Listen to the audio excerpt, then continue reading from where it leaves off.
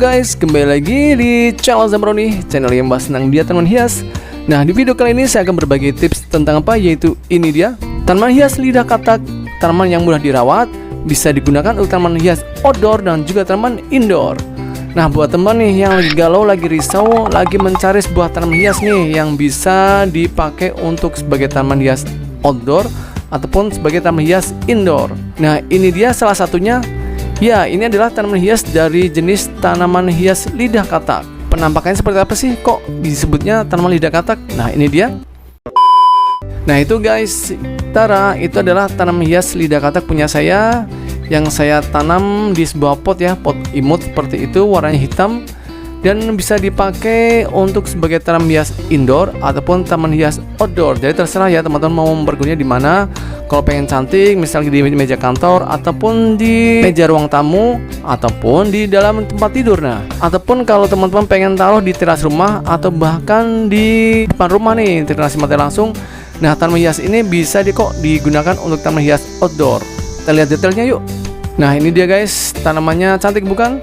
Nah, bentuknya itu unik ya, yaitu bercak-bercak berwarna hijau tua seperti ini. Daunnya tebal seperti halnya tanaman-tanaman lidah mertua ya, yaitu mengandung atau menyimpan unsur air yang banyak pada tanamannya atau pada daun-daunnya.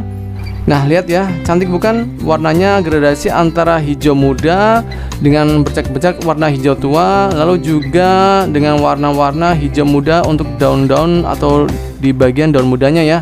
Nanti kalau udah tua bisa berwarna hijau tua untuk bercak-bercaknya atau belang-belangnya. Nah, ini bisa digunakan seperti punya saya ini ya, saya taruh di meja ruang depan atau teras rumah.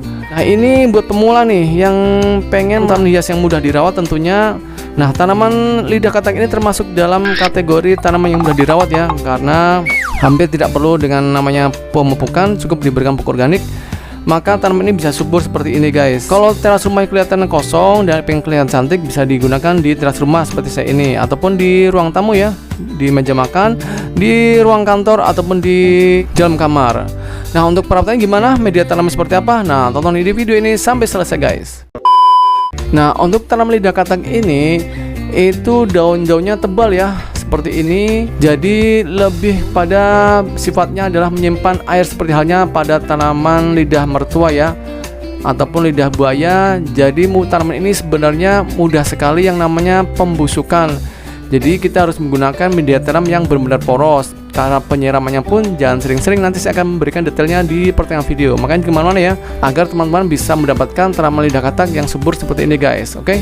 Nah, tanaman lidah katak ini itu tidak bisa tinggi ya guys, tapi dia akan rimbun ke samping. Nah, jadi kalau teman-teman pengen mendapatkan tampilan yang cantik untuk tanaman hias lidah katak ini, bisa menggunakan pot yang tinggi yang berwarna putih ya. Nanti kalau ini daunnya udah panjang turun ke samping, ini bisa digunakan pot tinggi berwarna putih seperti ini. Nah, ini ya potnya, atau biasa orang-orang menyebutnya dengan pot tawon. Nah, lihat ini. Kalau sudah panjang sekali, nanti saya akan pindahkan di pot yang tinggi seperti ini, jadi akan lebih cantik. Jadi daunnya akan turun ke bawah. Wow, cantik sekali ya. Nah, untuk mendapatkan tanaman yang subur seperti ini tentunya butuh perawatan juga ya. Walaupun untuk jenis tanaman hias ini itu minim perawatan atau pemupukan, tapi tentu dengan detail penyiramannya juga harus terkontrol agar tidak membusuk, karena tanaman ini mudah sekali membusuk ya, terutama kalau kita mau dijadikan tanaman indoor atau yang minim cahaya. Nah, ini dia cara perawatannya. Nah, untuk media tanam sendiri saya menggunakan media tanam dari andam pakis ya, yang dimana media tanam tersebut sangat poros, yaitu andam pakis, dan boleh dicampur dengan pupuk kandang, pupuk kambing misalkan ya. Perbandingannya berapa? 1:1, 1 untuk andam pakis dan setengah bagian untuk pupuk kambing atau pupuk kandangnya ya. Nah, ini untuk peletakannya, kalau taruh di dalam rumah atau taman indoor bisa disiram per 3 minggu sekali ya. Jadi tidak usah terlalu sering untuk penyiramannya apabila ditaruh di indoor atau dalam rumah. Nah, apabila taruh di luar rumah atau sebagai taman outdoor terkena sinar matahari langsung, itu lebih baik menurut saya, karena tanaman akan lebih sehat dan tidak mudah terserang penyakit pembusukan di daun-daunnya atau di akarnya. Karena untuk tanaman yang terkena sinar matahari langsung itu cenderung lebih sehat dibandingkan untuk tanaman-tanaman hias jenis indoor ya, atau yang tidak terkena sinar matahari langsung. Nah, untuk sebagai tanaman outdoor atau irigasi mata langsung, itu bisa disiramkan seminggu sekali ya, yaitu disiram di perakarannya.